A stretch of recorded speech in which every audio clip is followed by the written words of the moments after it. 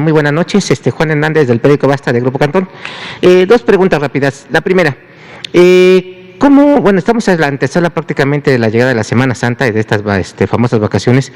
¿Cómo se va a estar preparando ahorita precisamente, pues cómo están coordinando con los estados precisamente? Porque si bien es cierto, ya en algunos ya están hablando de semáforo amarillo, ya están hablando algunos de verde, pero todavía hay algunas entidades que pues puede haber el riesgo de bajar la guardia y que a lo mejor haya una situación bueno, adviertan que hay una situación de un brote o recontagio, como se ha venido manejando en algunas cuestiones aquí de internet.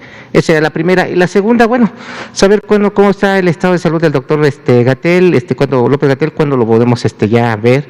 Nos estaban mencionando que ya prácticamente en unos 2 o 3 días ya estaría, por lo menos de vía digital, vía virtual, estar aquí con nosotros. Gracias. Muchas gracias, Juan.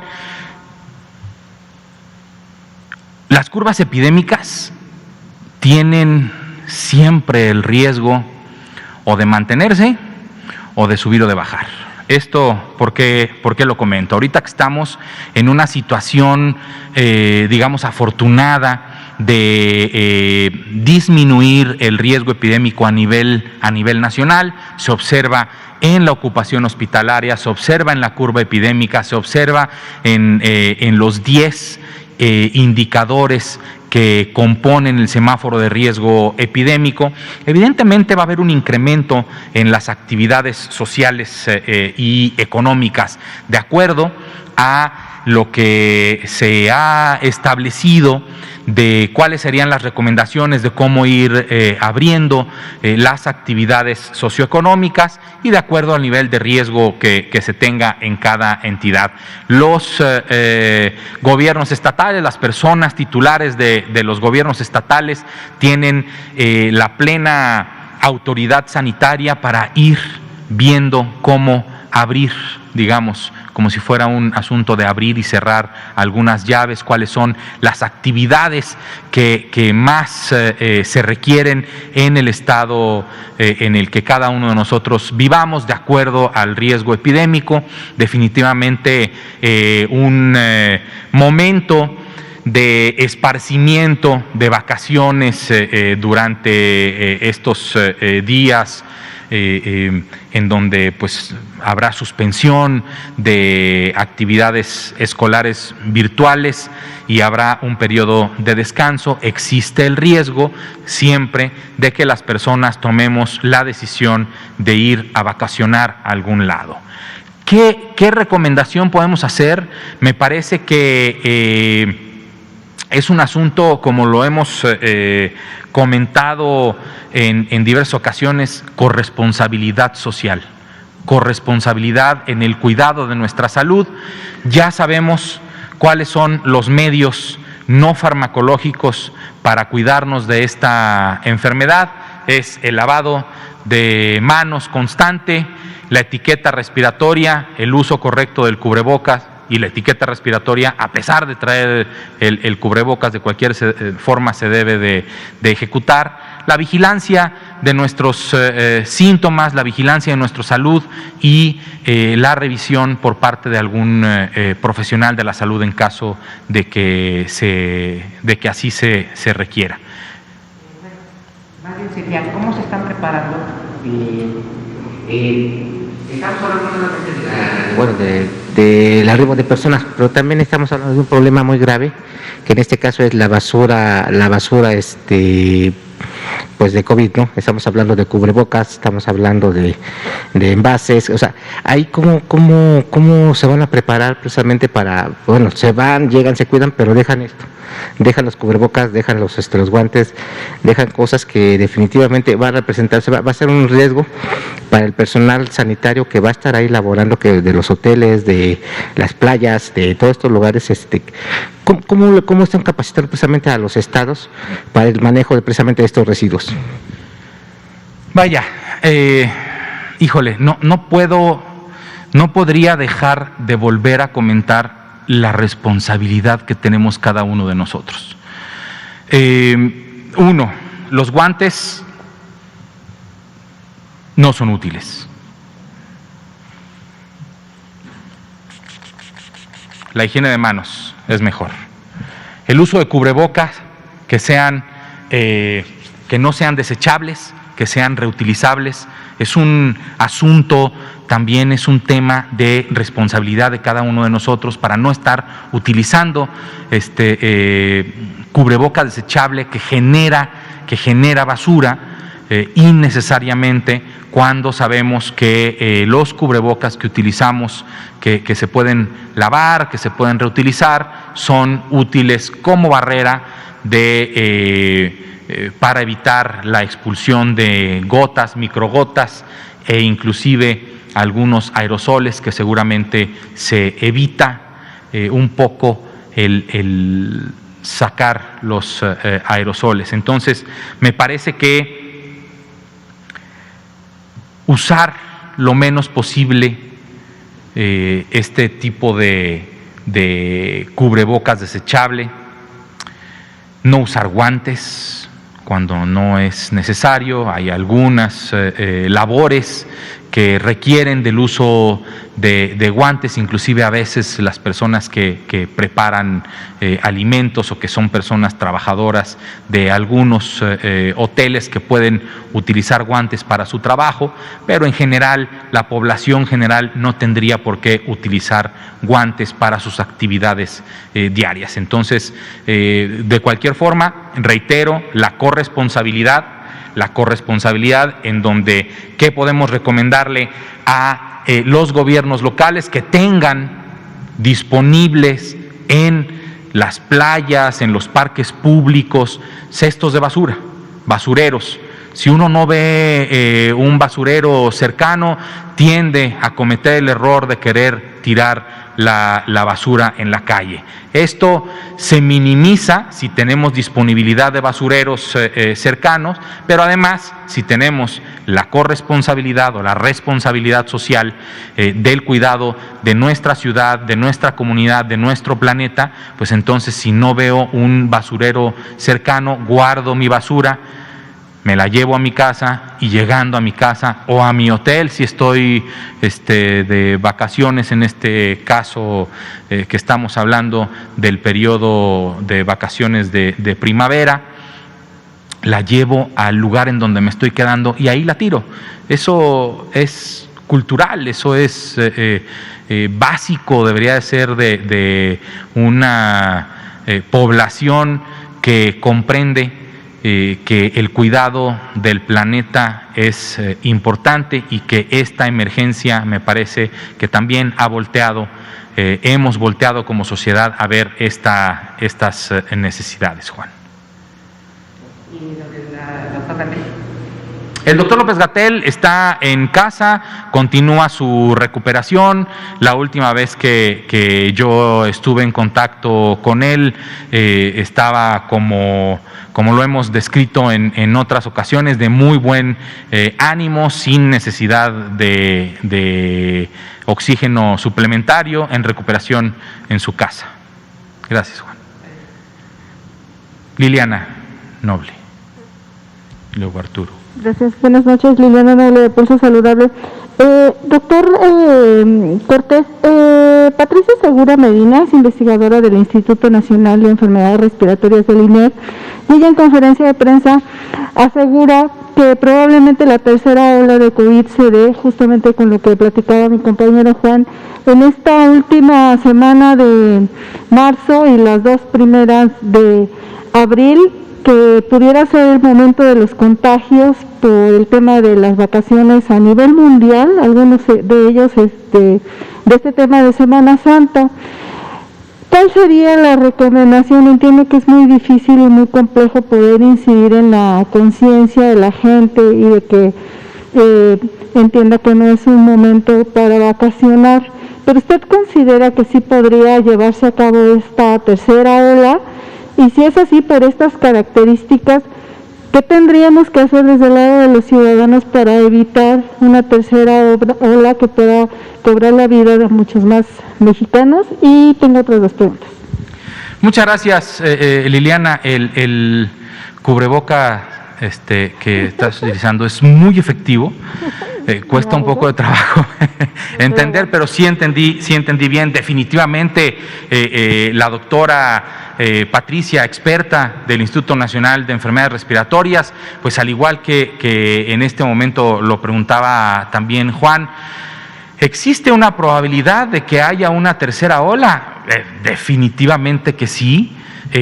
Afortunadamente esta segunda ola pues se ve en franco descenso, inclusive mucho más franco y más rápido que el descenso que hubo en la primera ola que tuvimos el año pasado, y pues existe este riesgo. Evidentemente el riesgo se incrementa conforme también el propio riesgo va disminuyendo. ¿A qué me refiero? A menor riesgo, mayores probabilidades de poder salir y ejecutar acciones y hacer actividades sociales y económicas, inclusive de esparcimiento, ¿no?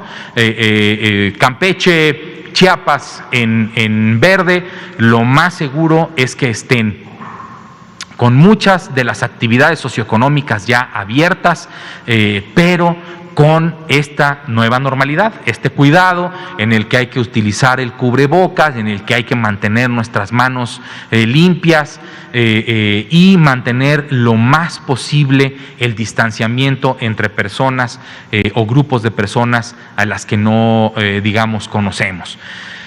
Existe el riesgo siempre. Semáforo verde no significa riesgo cero, semáforo verde significa el menor de los riesgos que pudiera haber de acuerdo con los indicadores de este semáforo. Si hay más contacto físico entre personas, se incrementa el riesgo de que haya contagios en ese grupo de personas, y entonces haya una se inicie una cadena de contagios.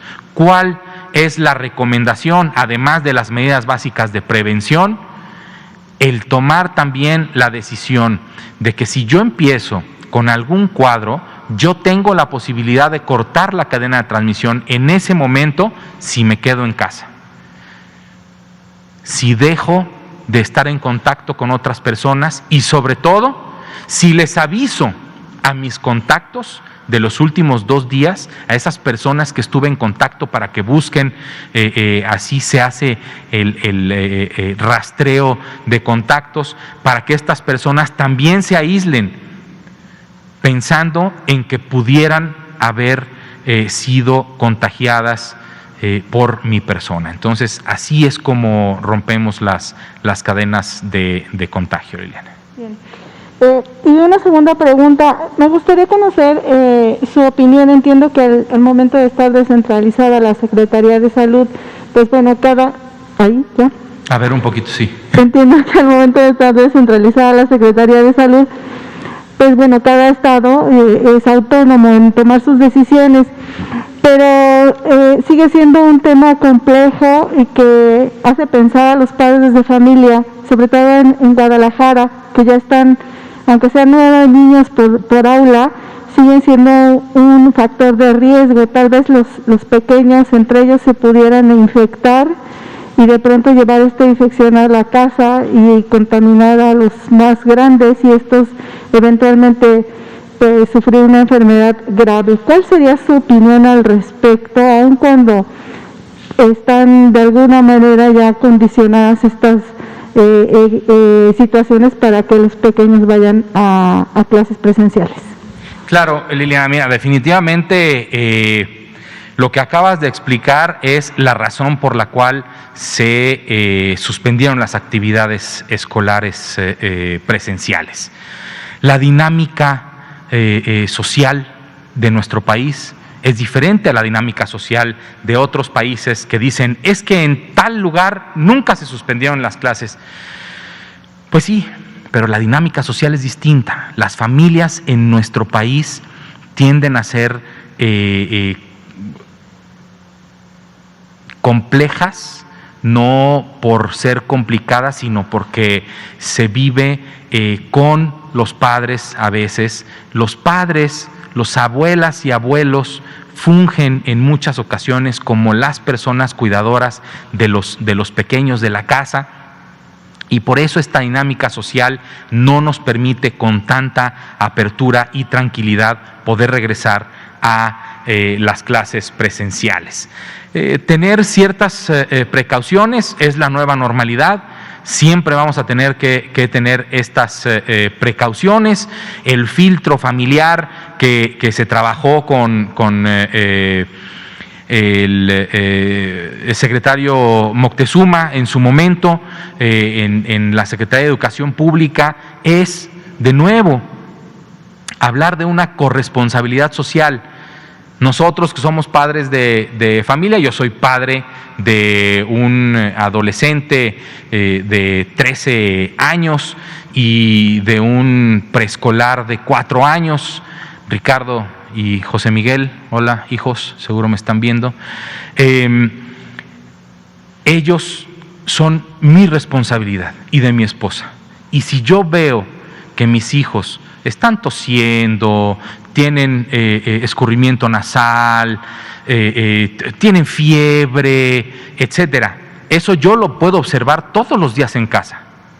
Mi responsabilidad es decir, no van a clases, no se presentan, y entonces ahí empiezo a romper las cadenas de transmisión, porque si yo lo que hago es darles un medicamento y mandarlos así a clases, como seguramente se hacía antes de esta epidemia, que nos ha venido a reforzar nuestro sentido de responsabilidad social, pues entonces ahí empezamos a cortar las cadenas de transmisión. Sí hay una necesidad importante de retomar las clases presenciales, sí las hay. Hay una necesidad de que la niñez tome sus clases presenciales, porque el no hacerlo va mermando su capacidad de interacción social, que es importantísima, ¿sí? Para mi pequeño de 4 años es importantísima esa interacción, para el adolescente también, definitivamente es parte de su desarrollo. Entonces, si en general además en México tenemos un déficit educativo, esta pandemia vino a agudizarlo, me parece que aún más. Entonces, sí debemos buscar este equilibrio entre la salud pública, la salud económica y, en este caso, el bienestar de niñas, niños y adolescentes que tienen todo el derecho de ejercer las clases presenciales para una buena educación y preparación. Gracias. Y finalmente, doctor, también me he enterado de muchos casos que desafortunadamente llegan al hospital con saturación por abajo de los 50, con saturación de 40, inmediatamente requieren de la intubación para evitar un paro cardiopulmonar. Y muchas de estas historias que me han compartido los seguidores de Pulso Saludable y la gente de Programa de Radio es que fueron atendidos en casa previamente con oxígeno suplementario o con un derivado, si no es el tanque, es se me olvidó el otro, es el que hace oxígeno también, bueno, el otro aparato. Y entonces al momento en que este aparato ya no tiene la efectividad que requiere el paciente, entonces cuando deciden llevarlo al hospital y ya de pronto ya no hay mucho que hacer.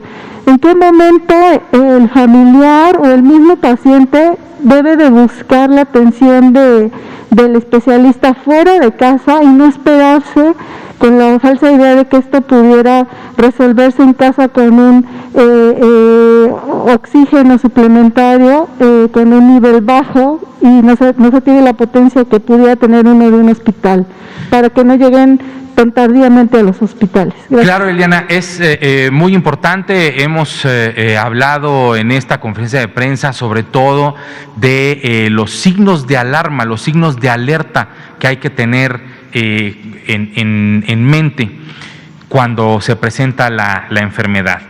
La fiebre persistente, esta fiebre que no se quita con los medicamentos que se les haya indicado a las personas como tratamiento ambulatorio en casa.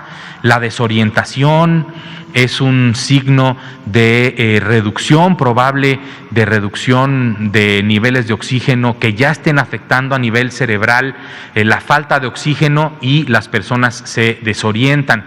Definitivamente la medición, la propia medición con un oxímetro de pulso, y que este nivel está por debajo de 93, y regresando a la pregunta, si estas personas tienen un concentrador de oxígeno o un tanque de oxígeno, y a pesar de este concentrador o este tanque de oxígeno con puntas nasales, la oxigenación que se toma con el pulsoxímetro sigue bajando o se mantiene por debajo del 93, definitivamente esa cantidad de oxígeno no está funcionándole a la persona. Si continúa desorientada, si todos estos signos de alarma que queremos transmitirle a las personas, es el momento en el que hay que buscar la atención médica. Definitivamente, si una persona llega a una unidad hospitalaria con una oxigenación del 40%, no fue de un instante a otro. Tuvo una historia natural esa enfermedad. Puede haber disminuciones importantes en poco tiempo, sí, pero definitivamente transitó del 95 al 93 al 89. Si en ese momento vamos y solicitamos la atención con oxígeno suplementario, y esa oxigenación se incrementa solo con ese oxígeno, entonces se puede dar un seguimiento así. Pero el chiste es no llegar con tan poco nivel de oxígeno o ya con múltiples síntomas o signos de alarma o de alerta de un cuadro ya muy grave. Gracias. Al contrario, Arturo, por favor. Gracias, buenas noches, Arturo Contreras, de Pie de Página. Un par de preguntas rápidas sobre los municipios en los que se van a aplicar las vacunas que van a llegar. Dijeron los estados, nos preguntan desde las personas, desde los lectores, si se sabe qué municipios. Y hoy la Organización Mundial de la Salud desaconsejó fuertemente el uso de hidroxicloroquina como un remedio contra COVID-19, entonces saber si tienen como algún mensaje al respecto. Y otra pregunta igual de las personas que se han ido a vacunar. A algunos les preocupa que no les dan un papelito en el que diga qué vacuna le pusieron, o ni siquiera les llegan a mostrar, digamos, el frasquito, ¿no? Con la vacuna, no saben si les pusieron aire, si que no. Entonces hay gente como con esa inquietud, entonces preguntar si es deber y si deben demostrar qué vacuna se está poniendo, y bueno, nada más. Es una buena práctica mostrarle a la persona qué producto se le está aplicando. Es una buena práctica y debería la persona vacunadora decirle a quien está recibiendo la vacuna: está usted recibiendo una dosis de tantos mililitros, 0.5 mililitros, la dosis que corresponda de la vacuna de tal laboratorio, y es una buena práctica en esta materia. Vamos a ver lo de el comprobante de vacunación. Si la gente lleva su cartilla nacional de salud, se le puede registrar ahí la dosis que se está aplicando, la fecha, el laboratorio del que se trata, el lote de la vacuna que se le está aplicando, para poder dar un seguimiento. Y de cualquier forma, estos datos que se recaban en el módulo de vacunación se están cargando en el sistema de información.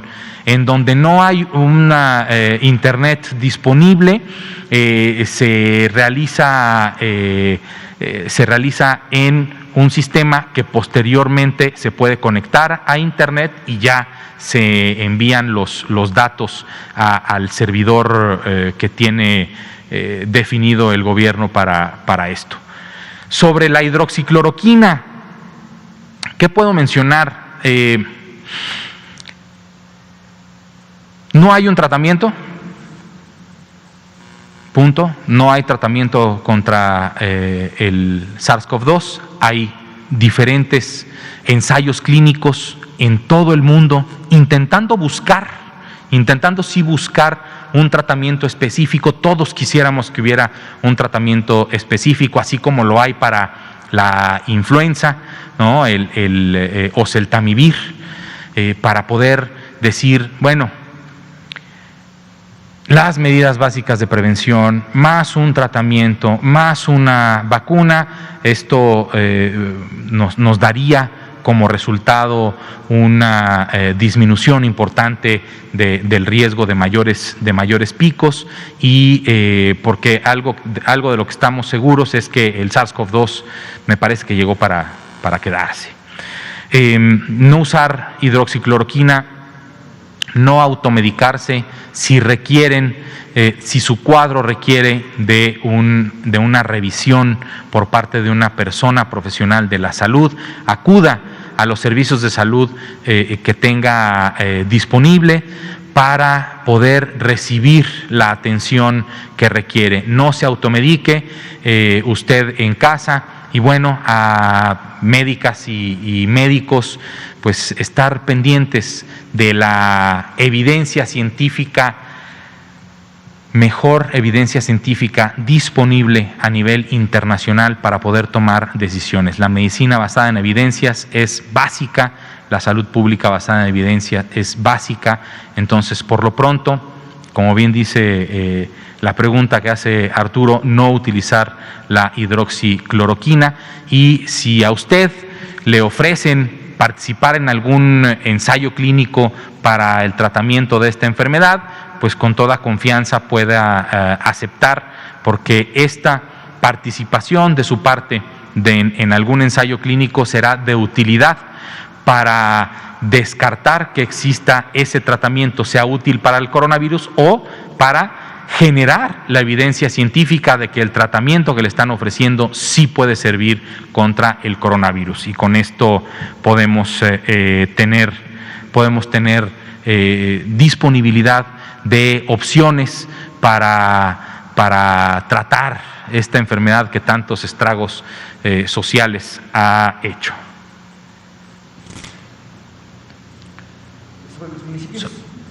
Los municipios, estoy ahorita coordinando con la Secretaría de Bienestar, con todos los que estamos participando, para poder actualizar el mapa que tenemos en la página vacunacovid.gov.mx, en donde está este mapa con los puntitos de los municipios en donde está activa la vacunación. 1 y 2. Nos quedan 10 minutitos. Buenas noches, Otilia Carvajal del periódico La Razón. También una pregunta relacionada con estos municipios. ¿La vacuna de Pfizer está dirigida al personal de salud que todavía no ha sido vacunado o ya va a iniciarse con adultos mayores? Estas decisiones se están tomando en el seno del grupo operativo, pero me parece que va a haber ya diferentes, incluyendo a las personas adultas mayores a las que se les va a aplicar la vacuna de Pfizer-BioNTech. Y también con estos cargamentos de Pfizer se va a vacunar al personal que no necesariamente está en área COVID, pero que también estaba contemplado en el plan de vacunación. Como está contemplado en la política de vacunación, en esta etapa estaremos cubriendo otro tipo de personal de salud para poder también retomar las actividades en materia de atención a la salud, las personas que trabajan en diferentes unidades de salud y que tienen o que viven, con alguna condición que les hace mayormente susceptibles a presentar un cuadro grave, se pueden beneficiar de la vacunación y retornar a sus labores de atención a la salud. Entonces, vamos a tener múltiples formas de regresar poco a poco a la normalidad. ¿Y de este personal ya tienen un aproximado de cuántos trabajadores son? Se estimaba el total de personal de salud en 1.1 millones de personas. Entonces, estamos ahorita hablando de 700,000, poco más de 700,000 que ya han recibido su primera dosis y que poco a poco el resto de personal de salud estará siendo incluida en esta estrategia operativa de vacunación. Gracias. Última pregunta, Miguel. Muchas gracias. Buenas noches, doctor Ricardo Cortés. Noches, saludamos al presidente Andrés Manuel López Obrador. Se han realizado varias manifestaciones a lo largo de este tiempo de personal médico en las diferentes semanas, y el día de hoy se realizaron también varias en la ciudad. Y pues me llama la atención que, por ejemplo, se para el tráfico, se anuncia en redes, en las noticias también, en radio y televisión, de estas manifestaciones. Mucha gente resulta afectada. Cuando pasamos, las personas que ya le llevamos dando seguimiento a estas conferencias de prensa desde el inicio, pues estamos enterados de las circunstancias, pero me llama la atención que el canal de comunicación con el personal de salud de esas instituciones, ¿cómo va? ¿Cómo podría caber la posibilidad de que no estén enterados de estas circunstancias, de que todavía tienen que esperarse algunos?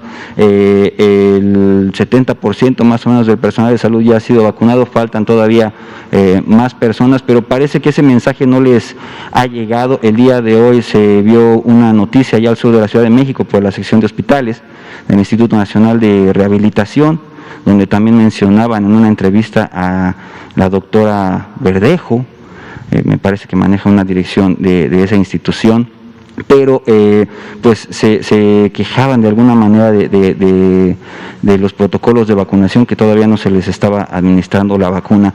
Entonces, pues sabemos que hay que esperarse, le damos seguimiento aquí a estas conferencias de prensa, pero ¿qué pasa con ese canal de comunicación? Porque ellos no tienen esta información y pues terminan manifestándose. ¿Qué sucede ahí? Porque mucha gente también, pues, afectada por el tráfico y por estas situaciones, pasa, y si no están enterados de esto, pues también dicen, pues es que no hay algún problema ahí, ¿no? Pero pues sabemos que la comunicación de alguna manera no está llegando. ¿Qué sucedería? Claro. Gracias. Miguel, mira,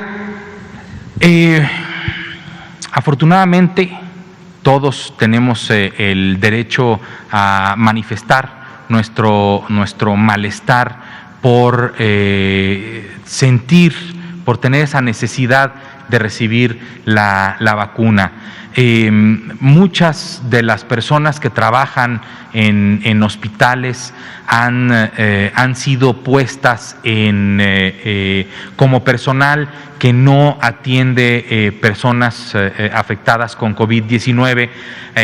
Sin embargo, sí, en algunas ocasiones habían atendido o han estado trabajando, o a veces se rotan en este tipo de actividades, y estas personas evidentemente sienten, y creo que están en todo su derecho de poder solicitar como profesionales de la salud que son la vacunación. Me parece que el mensaje que habría que dar, definitivamente mejorar la comunicación interna en los hospitales, en las unidades de salud, y dependiendo de la institución de la que se trata la unidad de salud, también que vaya fluyendo mejor la información de cómo se va a ir vacunando poco a poco al resto de personal de salud, para que todas las personas en nuestro país, como ya lo hemos comentado, que sean susceptibles de recibir la vacuna, la reciban, la recibamos y podamos estar protegidas todas las personas en nuestro país. Me parece que hay que ver en cada unidad hospitalaria cuáles son las condiciones en las que se ha dado la vacunación y poder, si hay alguna necesidad de vacunar a otro tipo de personal que no haya sido en su momento considerado en esta primera lista o en este primer saque, poderles decir en qué momento se les va a vacunar. Tienen todo el derecho del mundo a manifestarse y a exigir de la información de cuándo se les va a aplicar su vacuna. Muchísimas gracias por la pregunta, Miguel. Pues son las 19:57 de este martes 2 de marzo. Espere su turno. Vamos a vacunarnos todas las personas en nuestro país que seamos susceptibles de vacunación. Esperar nuestro turno, tener orden, nos va a rendir frutos para tener a todas nuestras personas adultas mayores vacunadas en el momento en el que la vacuna esté disponible en el municipio en el que usted vive. Muchísimas gracias, muy buenas noches a todas.